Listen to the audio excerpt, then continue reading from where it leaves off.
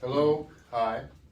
Our kind of cobbled together video situation may fall over because we're missing a piece to the tripod, so don't be startled if that happens. This is, I guess, our fourth video in what is a series of videos. These are all very rough. The reason I'm making them is to refine them later while I put together what amounts to, I suppose, a personal paradigm. This is going to be some of the meat and potatoes of where I'm coming from and what I'm doing. How to make this simple. It's reached the point where, to my knowledge, I happen to be one of the only people in the world who seems to be interested in what I'm specifically interested in, which is the relationship between hard copy and what we could call VR, augmented reality, and other situations. The reason I'm interested in the relationship between hard copy and those worlds is because hard copy is so versatile. I'm carrying it in my hand right now. But in situations of what we could call rapid decision in non-digital realms, and to have an interactive, what we could call relationship with digital realms, could be very useful. So what I'm going to do is, I came up with a company which I thought was kind of clever a while back, which I'll just call Oculus Sketchbook, okay? And the reason I came up with Oculus Sketchbook as kind of a name for something. I did a .com based on this, was because of this hard copy relationship to what amounts to VR and digital worlds. The point of departure we can call technical documentation. And technical documentation is incredibly important. Everything has instructions. Everything is in a catalog. You could call the dictionary a technical document. The internet might be called a technical document. It has to be explained coherently in diagrams or what have you for being understood by people who've never come across it before, or for its relationship to other things that exist. And so I had, a few years back, without being too obtuse and going on too much, started a company called New Logistics Search, because basically the amount of technical documentation in the world is just going to expand to keep up with all of the technology and all of the rest of these conditions. That technical documentation can either be hard copy, which we understand as this kind of thing, or it can be digital. Digital people really love digital. And so Oculus came up with something called color space, which is the reason I'm bringing up color space is because it's kind of clever. But color space, unfortunately, in my opinion, is part of the problem of digital people not really understanding how people actually communicate and what people actually like to do.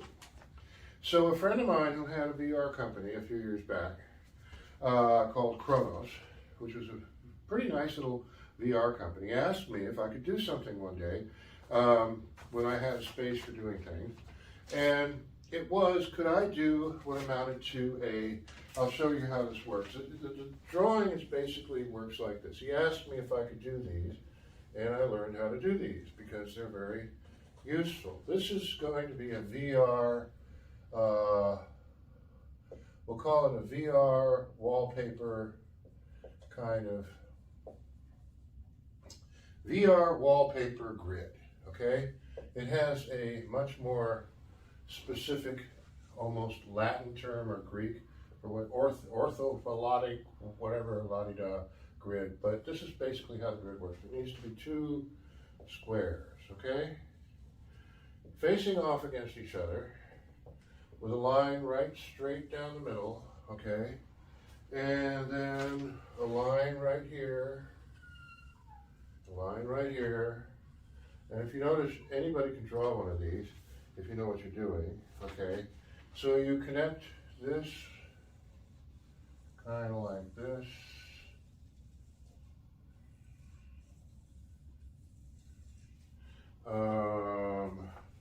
Then this, of course, is the halfway point for doing something similar here. Something similar here. And then what happens is, where is it at? Oh, you do the same thing from, did I mess up? No, I didn't. You do the same thing from here.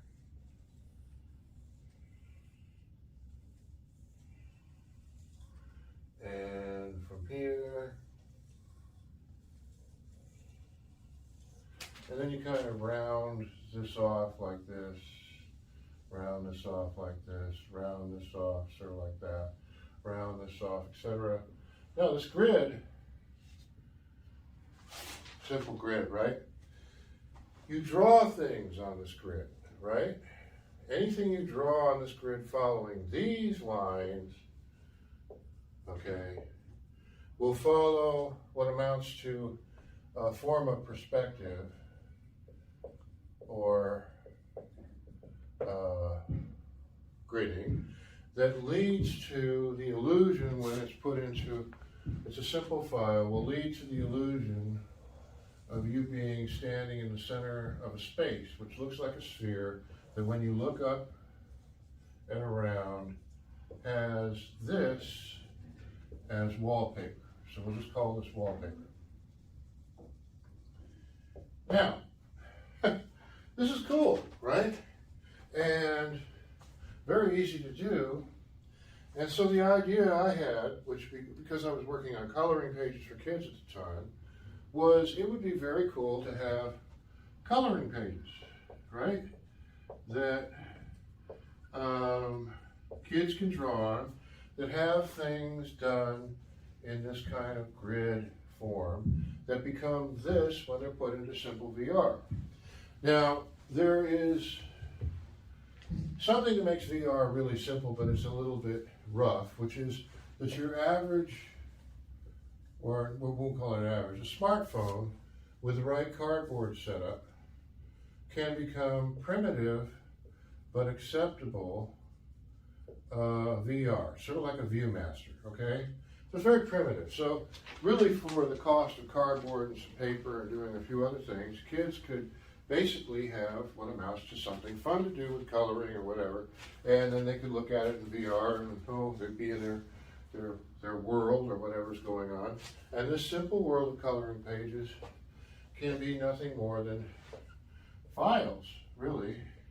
And it was at this point when I thought of this as promotion for VR development that I got happy and came up with Oculus Sketchbook. Okay, now this is very simple, kind of basic, but what makes this, what goes kind of pushing one step beyond this, is some of the other things that I'd like to do with coloring pages, which are, this is my script, my rough script. Okay, so in the land of technical documentation, which is where I'm going with this. We'll call this part A. Okay, part A of technical documentation.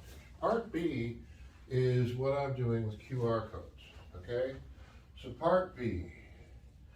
I'm very interested in QR codes. Okay, because of another video, and that video should explain parts and pieces of that.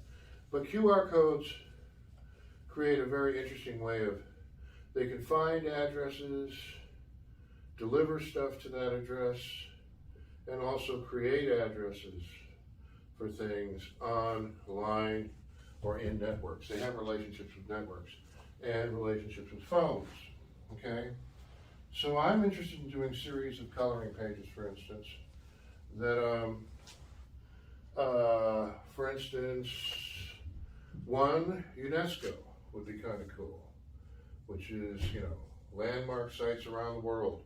Okay, another one, Wikipedia, okay, could have, these are QR codes.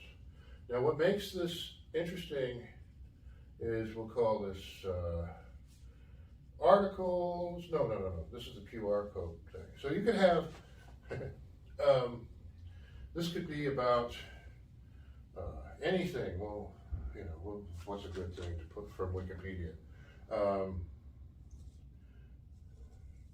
planets, okay, planets on Wikipedia. And over here, the Taj Mahal, right, or something, right?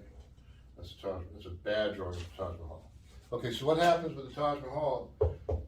You've got the coloring pages, but this sends the phone to the article or the background information or whatever. And this, again, is very easy to do. All you do is create files and line drawings. So you have to realize here, we're looking at very simple line drawings, incredibly simple line drawings with QR codes or matrix codes, having an instant relationship with what could be called the internet or networks. Or addresses. Internet, we'll just call it addresses because that's really what it is. Now, this is a very versatile world to create out of thin air. You can do all kinds of things with this kind of stuff. All you have to do is do line drawings, use matrix codes effectively, and then deliver something on a thumb drive or something. You know, this is your network for delivery, right? Okay, and then just maintain this relationship.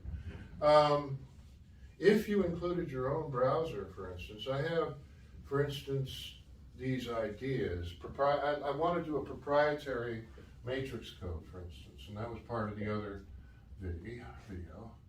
A proprietary matrix code would be, or reader, proprietary reader, and a very simple browser that's similar to the other browsers would mean that all the QR addresses that are created, and the whole thing could be a few pieces of paper, a thumb drive, right?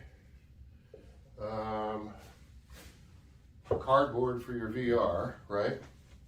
And you're instantly engaged with something that's up to speed for what Oculus is doing and what a lot of other things are doing. Now, I had said earlier that the relationship with hard copy is really interesting. And one of the things that happens in the world of hard copy is what we could call training. And so what happened for years and years and years in the world of training is that I worked with companies like Boeing and school districts. Let's see, thinking of a couple of others. Yeah, it was Boeing, school districts, and then there was another big one. I can't remember what it was, but it was like Boeing took up a lot of energy. So what we did was we did division by division through Boeing, and I'll use that as an example.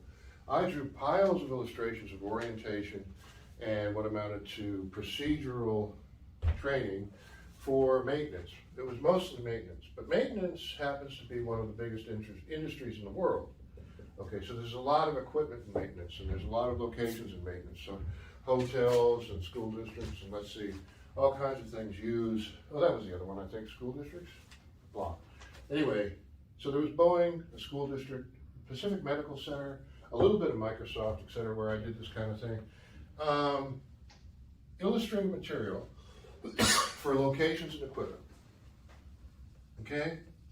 And the interesting thing about locations and equipment and orientation is this goes back to the new logistics issue where there's always a new piece of equipment or a new location or a new procedure. Now, to enter the system and do this digitally is a bit of a pain in what we call it the ass, maybe.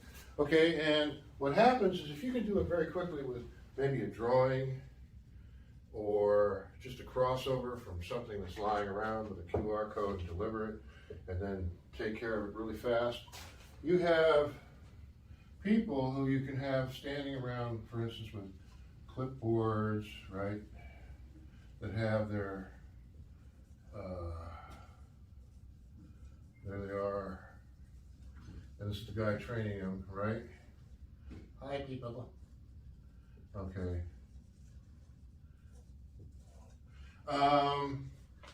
What happens is that the material that he's handing out or that they're, playing with or whatever, it goes directly into this and has a relationship with these formats. And you say, why would you do that way? It just trust me that it's useful to be able to hand out something really fast and not be a technical wizard that will directly relate to the code and to the filing addresses and all the rest of it that are already in the system, especially if this happens to be the Hilton hotel chain, right? Or something like that. or in my experience, what would be Boeing, which is a small airplane company. Okay, now, the direction I'm going after this for orientation and training plays into, with equipment and locations, plays into this nicely, okay? But then let's not forget about the world of gaming, okay? The world of gaming, science fiction, stuff like that. These two worlds are becoming closer and more closely related because, for instance, I'm working on a project now where I'm doing a few illustrations for one of these margin training situations, which is kind of interesting. And there's going to be more and more and more of that. I don't know if people, you might not remember when the moon shot situation was such a big deal. You get your cereal and in the morning and you pour it into a bowl and little lunar modules would come out of your cereal box because basically they were putting, you know, astronaut stuff was everywhere and kids loved it. And so we're entering that now with what could be called component modeling and consumer interest in all kinds of things that have to do with worlds both fictional and non-fictional. In the world of architectural rendering and in the world of technical documentation, this tradition of hand-drawn material is actually very, very, very important. I happen to be an artist that prefers to draw things by hand on paper. I like doing things this way. A lot of people like doing things this way.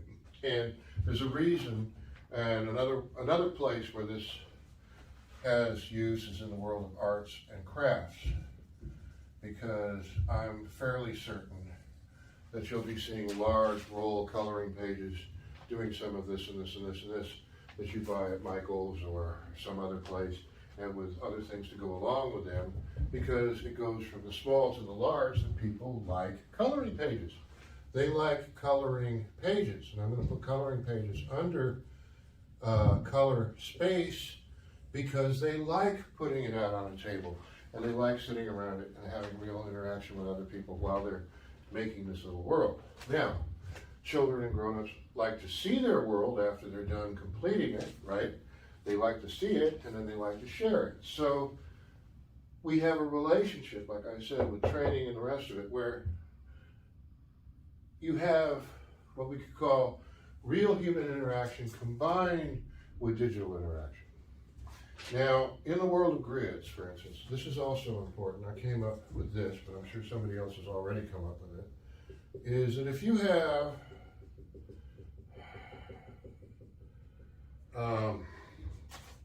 I create this grid, right? And it's a perspective grid. And it's working off of 2-point perspective, okay? Now, what's very interesting about matrix codes, we'll go to matrix codes here, is you can create your own language with matrix codes, meaning I don't have to use QR codes. I could use little weird things that I make up myself, right? You could do a lot of that. Okay, so what happens is, think vocabularies of ready-made objects. In the world of ready-mades, and we'll just put ready-mades here, they're already doing it for VR and augmented reality, where you can get yourself little ready-mades of the elves' castle or this or that or whatever else is going on. I'm interested. This is fun to me. I mean, this whole thing of ready-mades is actually really, really cool. You can have a whole vocabulary of what could be called standardized parts, okay? Ready-made standardized parts. Now, there are already many ready-made standardized parts catalogs, right?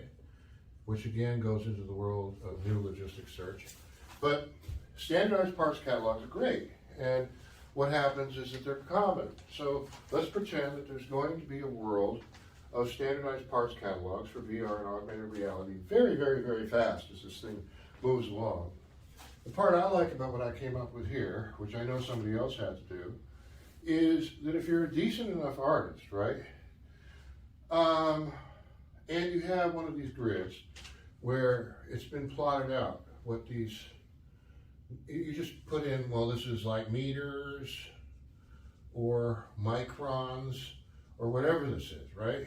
You figure that out, okay?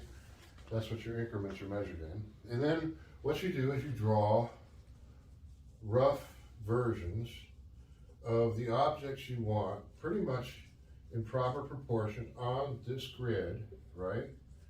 And then what you do is you specify them.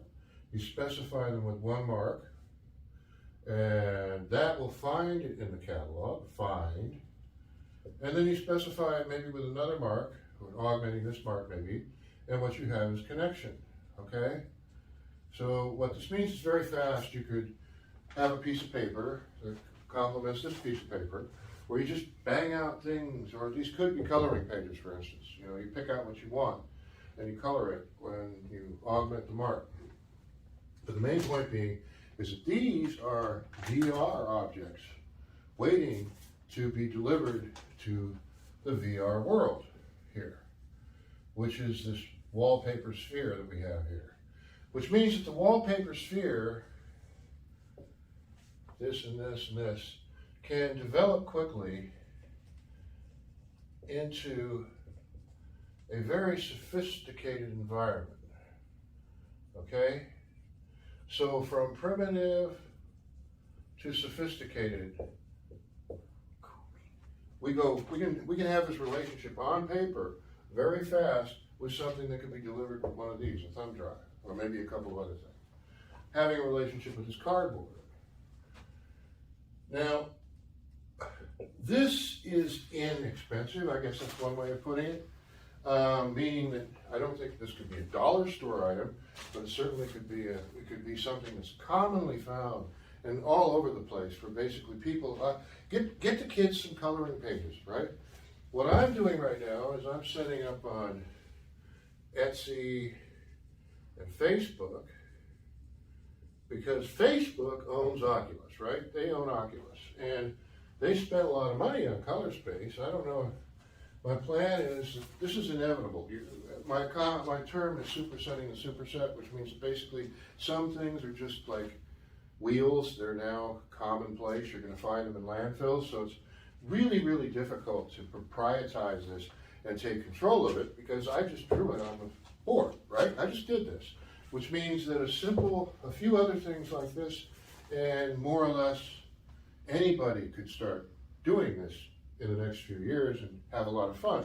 Where I'm going though, however, with this is, well, yeah, anybody can do it, maybe, but what are you going to do with it, okay? And so now we're in the world of education. And so where will I put education? We'll put education right here, okay? Education. Now, I don't know if anybody noticed, but we are living in a communication breakdown situation right now, which is more or less, maybe on purpose or by default, what we could call our coherent, useful language it's dissipating. There's so many things that just simply aren't true that are now part of the common narrative that are ridiculous. And people are showing up in courtrooms and asking things of Congress people and laboratories, that just simply are not, they don't happen. They aren't true. They never were true. They never will be true. And so we have now an audience of what we could call engineers, teachers, many students, and we could call them the guys actually working on the stuff. These people, the people being trained, the people on the crews and other things that are basically being asked to do things, right? The relationship, we could call it quality control in communication.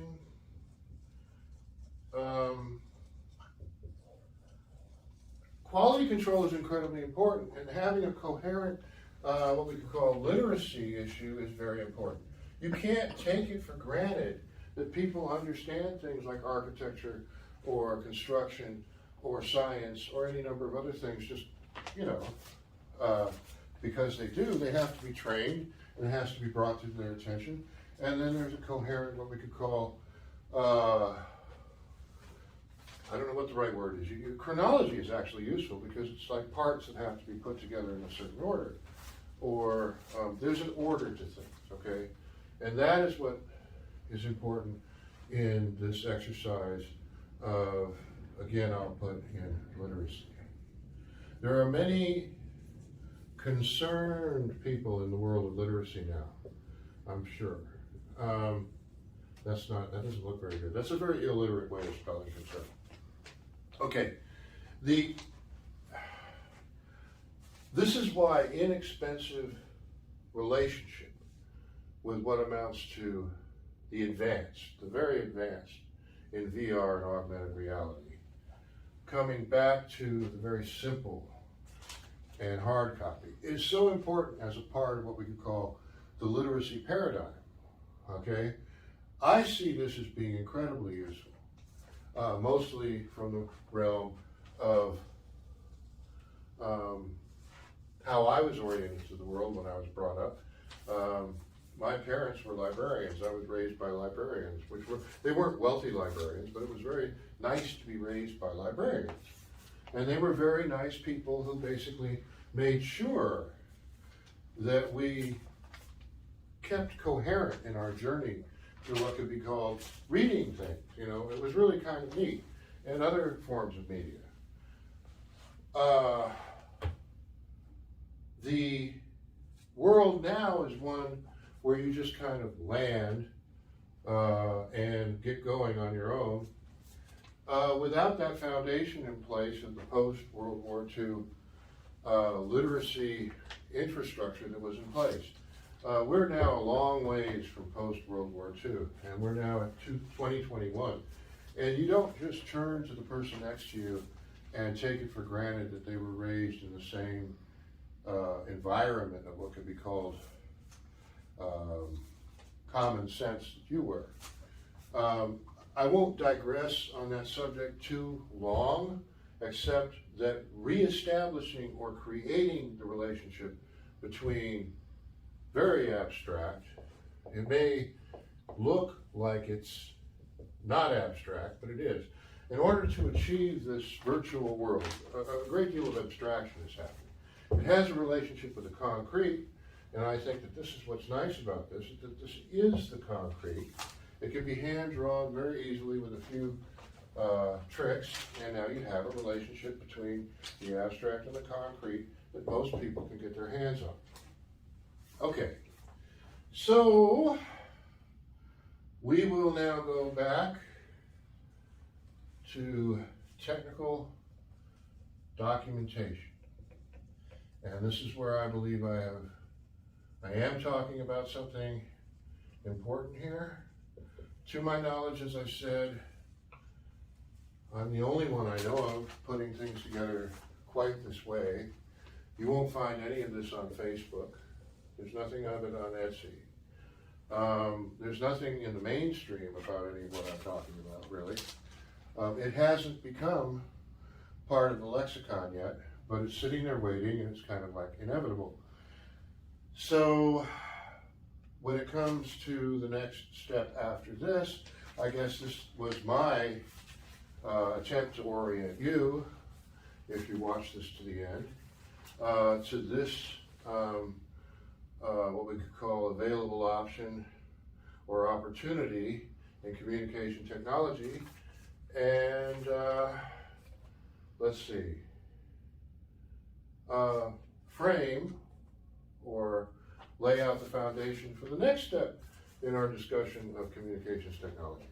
And so that's it for now. Thank you very much.